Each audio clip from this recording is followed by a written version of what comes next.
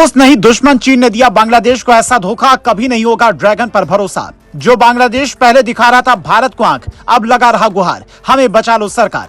उधर रूसी राष्ट्रपति पुतिन की गिरफ्तारी का निकला वारंट, इधर जेलेंस्की मांगने लगे मदद। भारत और चीन के रिश्ते कैसे हैं, ये बात विदेश मंत्री जयशंकर कई बार बता चुके हैं, लेकिन फिर भी चीन कभी कभी भारत के दुश्मनों के साथ कुछ ऐसा कर जाता है कि हर हिंदुस्तानी गदगद हो जाता है। और इस बार चीन ने बांग्लादेश के साथ कुछ ऐसा किया है कि बांग्लादेश की पूरी सेना हिल गई है। उसे लगा कि हमने जो सामान करोड़ों देकर खरीदा वो तो खाली खोखा निकला। दरअसल चालबाज चीन ने बांग्लादेश को जो हथियार बेचे वो खराब थे।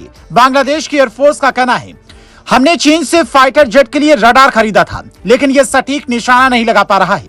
हमने चीन से एक टैंक खरीदा, लेकिन कई बार कहने के बाद चीन हमें उनके पार्ट्स नहीं दे रहा है। चीन में बने F7 K8W एयरक्राफ्ट और शॉर्ट रेंज के सिस्टम खरीदे, पर सब कुछ फुस निकले।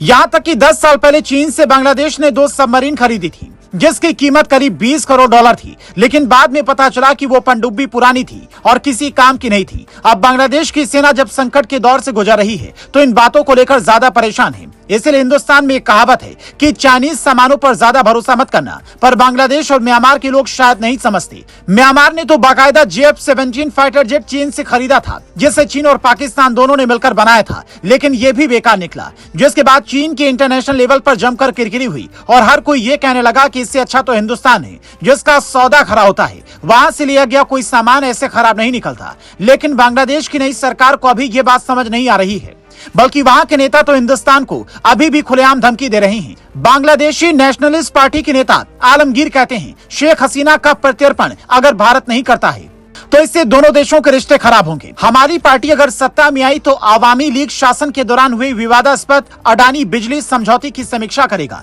क्योंकि इससे बांग्लादेश के लोगों पर तबाही भरा दबाव बढ़ रहा है। इसका सीधा सीधा मतलब ये कि बांग्लादेश में अगर खालिदा जिया की पार्टी की सरकार आई तो फिर भारत के लिए मुश्किलें बढ़ सकती हैं। लेकिन सवाल इस बात का है कि क्या इन्हें अब भी ये समझ नहीं आ रहा है कि संकट के वक्त साथ खड़ा रहने वाला भारत ही है, वरना चीन और पाकिस्तान जैसे दोस्तों उसे कभी भी दगा दे देंगे। हो सकता है कि बांग्लादेश को ये बात यूक्रेन की तरह देर से समझ आए। जैसे यूक्रेन के राष्ट्रपति जेलेंस्की ने पीएम मोदी से मुलाकात के बाद ये कहा कि हम शांति समझौते के लिए भारत को नहीं चुन सकते, पर अब वो ये कहने लगे हैं कि शांति समझौते में भारत का रहना जरूरी है। लेकिन सवाल इस बात का है कि रूस और यूक्रेन के बीच में चल रही कहानी खत्म कब होगी। इंटरनेशनल कोर्ट ने जब से पुतिन की गिरफ्तारी का आदेश निकाला है, तब से दुनिया भर में एक अलग तरह की कूटनीति शुरू हो गई है। ऐसी खबरें कि अगले हफ्ते पुतिन मंगोलिया के दौरे पर जाने वाले हैं, जहां जाते ही उनकी गिरफ्तारी हो सकती है। नियम के मुताबिक मंगोलिया को इंटरनेशनल कोर्ट का फैसला मानना ही होगा, तो पुतिन क्या वहां पर नहीं जाएंगे? पुतिन की छवि को दुनिया के सामने जिस तरीके से पेश किया जा रहा है, उससे रूस के लोगों में खासा नाराजगी है। पूरी दुनिया रूस और यूक्रेन के बीच में 2.5 साल से चल रहे इस विवाद को शांत होता देखना चाहती है और इसकी कोशिशें जारी हैं। पर समझना यह भी जरूरी है